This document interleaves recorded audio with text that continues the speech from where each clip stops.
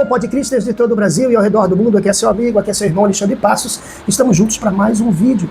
E o vídeo de hoje nós vamos falar sobre a Igreja Católica Romana, como a Igreja Católica Romana se desenvolveu e como ela se tornou o que ela é hoje. É o que a gente vai aprender a partir de agora. Eu quero pedir a você para você prestar bastante atenção, porque essa história é muito interessante. Até o ano 290 depois de Cristo, a Igreja Cristã Primitiva evoluiu de um pequeno grupo de seguidores de Jesus, né, em Jerusalém, para uma fé muito difundida. Difundida para onde? Para vários lugares e para o Império Romano. Naquela época, quem dominava era o Império Romano. Os seguidores vieram de Jerusalém e seguiram por todo o Império Romano pregando a palavra, vivendo contra o Estado. Infelizmente, ele acabava vivendo contra o Estado.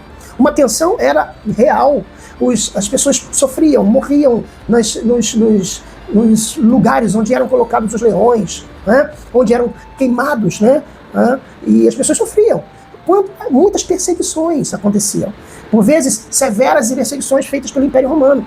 Porque o Império Romano via os cristãos como uma superstição ilícita. Isto é, era crime ser cristão. Para você ter uma ideia, o Império Romano eles achavam até que os cristãos eram antropófagos, isto é, comiam carne humana. Por quê? Porque os cristãos diziam que iam comer a carne de Jesus e o sangue de Jesus. Então, para os romanos, isso era impossível. E tinha um outro problema. Não era apenas os deuses romanos, mas tinha também o culto ao imperador. O cristão não aceitava se ajoelhar diante do imperador, só se ajoelhava diante de Deus. Então, como era a igreja naquela época? Até o ano 290, né? Por exemplo, a estrutura da vida dos cristãos naquela época eram comunidades que se reuniam em casas. As igrejas eram chamadas de igrejas domésticas. E ali era encontro para comunhão, para oração e para a celebração da ceia do Senhor. Com o tempo, a estrutura tornou um pouquinho mais organizada. E passou a ter, por exemplo, bispos, presbíteros, diáconos, que supervisionavam as comunidades locais. A igreja atraía muitas pessoas de diversas classes sociais, homens, mulheres, escravos, membros da elite, membros do Senado e também soldados. Todos eles pregavam a igualdade perante Deus. O que aconteceu? Entre o século II e o século III, a igreja enfrentou desafios dentro dela mesma, como por exemplo heresias, como por exemplo o gnosticismo, e que levou à necessidade de decidir o cânone bíblico e fortalecer a autoridade episcopal. Veja que até então não existia o Império Romano não estava ligado à igreja. Existia uma igreja estruturada com bispos, pastores, mas não existia uma ligação tão forte com Roma. O que aconteceu? A fé era sustentada pelo exemplo dos mártires. Quem são os mártires? Aqueles que eram imortos, aqueles que preferiam morrer a negar a Cristo, né? E aí gerou um sentido de resiliência, de resistência da comunidade. O que aconteceu? A relação da igreja com Roma foi marcada com perseguição e desconfiança, e sempre de forma sistemática. Por quê? Por que os cristãos eram mal vistos? Porque eles eram monoteístas. Para o Império Romano, que era politeísta, então monoteísta que tem um só Deus. Politeísta que é polis, que é vários, tem vários deuses. Os cristãos se recusavam a fazer sacrifícios aos deuses. Os cristãos se recusavam a se ajoelhar ao imperador, que era visto como uma divindade. Essa recusa, ela era interpretada como uma deslealdade ao império. Era chamado até de ateísmo, porque eles não adotavam os deuses tradicionais, né? E isso ameaçava, para o romano, ameaçava pax deorum, paz com os deuses, sendo os cristãos culpados por desastres naturais. Lembre-se que Nero tacou fogo em Roma e botou culpa nos cristãos. O que aconteceu? A gente pode falar desse homem, Nero. O Nero era terrível. Ele usava cristãos como bodes expiatórios de Roma. Trajano, por exemplo, no século II, que é chamado Plínio Jovem, estabeleceu que os cristãos não deveriam ser procurados, mas deveriam ser denunciados se persistissem na fé.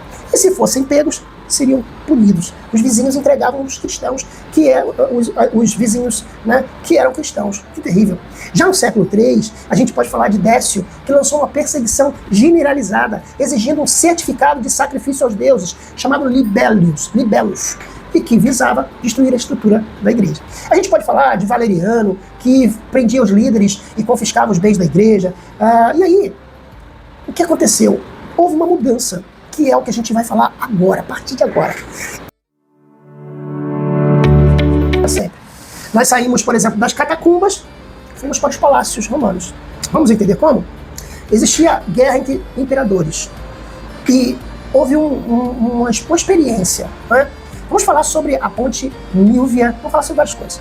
Mas o Império Romano, ele estava rachado. De um lado, o imperador Constantino, e do outro lado, o imperador chamado Maxêncio. Os dois lutavam pelo controle total de Roma. Isso foi no ano 312.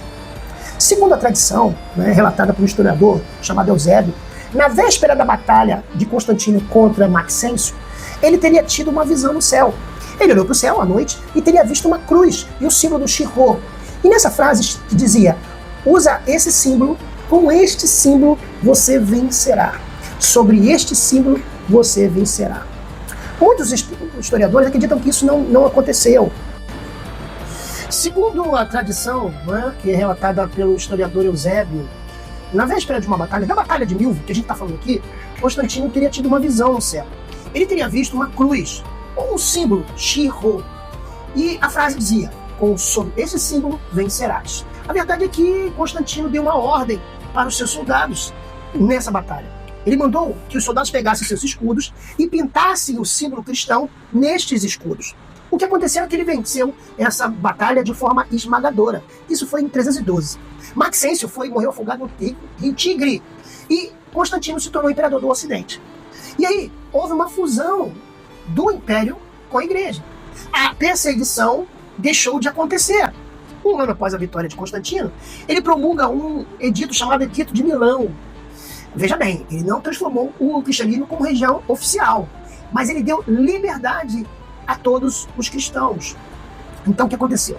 O imperador, que antes era um perseguidor da igreja, agora se torna um financiador da igreja. Onde, por exemplo, existia um templo pagão, começaram a surgir as basílicas cristãs. O clero passou a ter privilégio da nobreza. O que aconteceu? Aqui, o cristianismo começa a se tornar catolicismo romano. Esse catolicismo que conhecemos de forma institucional. Com isso, a igreja copiou a estrutura administrativa de Roma, dioceses, prefeituras e rituais, por exemplo, para atrair pagãos. E também foram utilizados elementos no culto romano, como, por exemplo, velas, incenso. As datas dos festivais foram trazidos para dentro da igreja. O imperador passou a convocar concílios. A igreja e o Estado agora são unha e carne. Então, o que aconteceu com a igreja nos faz ter uma reflexão.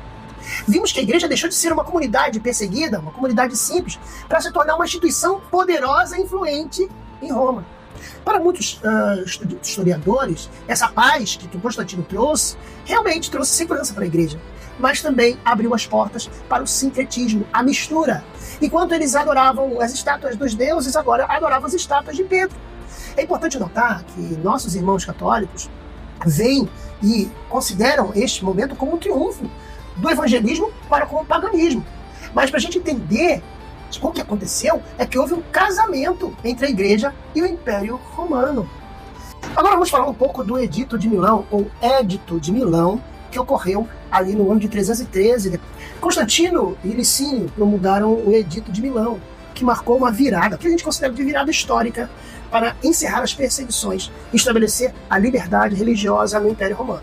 Após essa data e após esse decreto, a igreja primitiva passou por transformações. E transformações que nós consideramos nocivas em suas práticas, cultos e em sua relação com o Império, com a instituição reconhecida e que antes era perseguida e agora privilegiada. Então nós vamos citar com vocês algumas desses privilégios. Por exemplo, construções de basílicas, né? Lugares de culto. Antes a igreja reuniam-se em casas, né? Que eram chamadas as igrejas domésticas. Se reuniam em catacumbas, em cemitérios. Né? Com o fim da perseguição, deu apoio imperial, eles passaram a construir grandes edifícios públicos conhecidos como basílicas. E assim, as influências constantinas de sua mãe Helena financiaram a construção dessas igrejas. Muitas vezes elas eram templos pagãos, né? Eram tirados, né, o paganismo daqueles templos e eram transformados em igrejas, né? E construindo sobre os lugares, por exemplo, onde tiveram martírios. Outra coisa que mudou também foi no culto e na liturgia. Começaram a ter mudanças também da igreja. Hierarquia, pompa. O culto antes era simples, era familiar. Ele passou a incorporar, por exemplo, elementos de etiqueta da corte imperial, como uso de vestimentas sacerdotais especiais, né, obviamente para o clero, né, incensos que já eram utilizados nos rituais pagãos e rituais mais formais do que naturais, mais formais do que hoje a gente utilizaria, né, uma linguagem mais moderna do que uma coisa orgânica, né?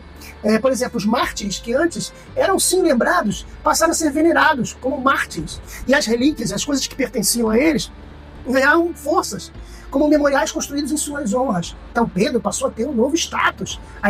Qualquer tipo de objeto que Pedro tivesse utilizado, ou que qualquer apóstolo ou discípulo tivesse utilizado, passou a ser venerado, passou a ser valorizado, passou a ser guardado pelo Império, né?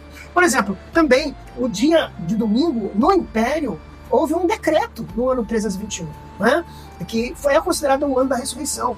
Nesse dia, foi colocado como dia de descanso do Império, facilitando, então, a adoração pública dos cristãos. Mas aí tem um detalhe, a igreja já cultuava Jesus no domingo. Isso é muito importante dizer, ressaltar. O que o Constantino fez? Ele decretou que o culto fosse domingo? Muitas pessoas confundem isso, acham que o culto foi colocado como domingo por Constantino. Não, irmãos. A igreja sempre celebrou Jesus no domingo. Se você ver os textos bíblicos, sempre é no primeiro dia da semana, sempre no domingo.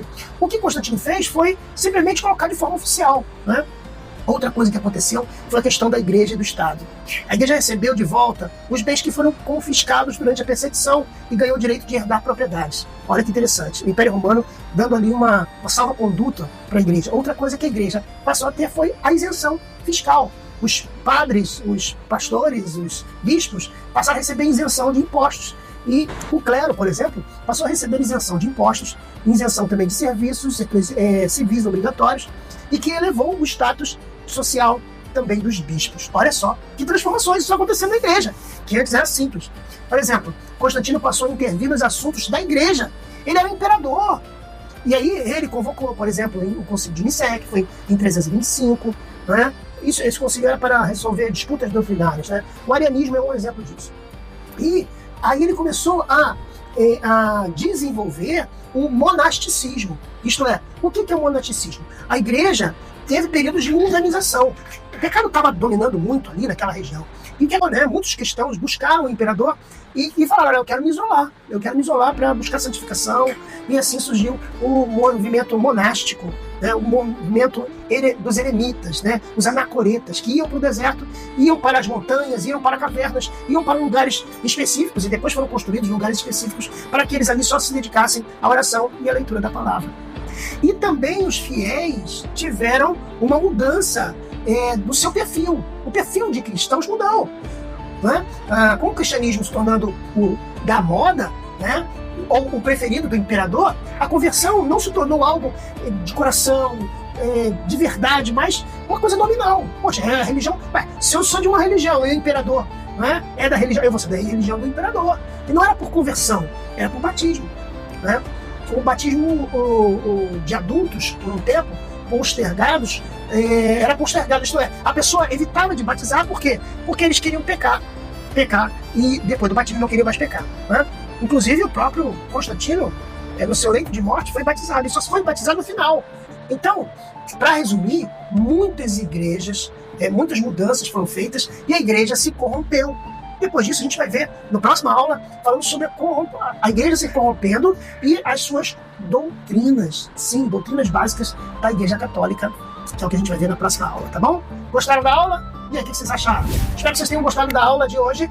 E eu quero pedir para você se inscrever no nosso canal lá no Podcast. No Podcast, acompanha nossas aulas toda terça-feira às 10 da manhã, aqui, tanto no Facebook quanto lá no YouTube do Podcast, tá bom? Um abraço, tchau, paz.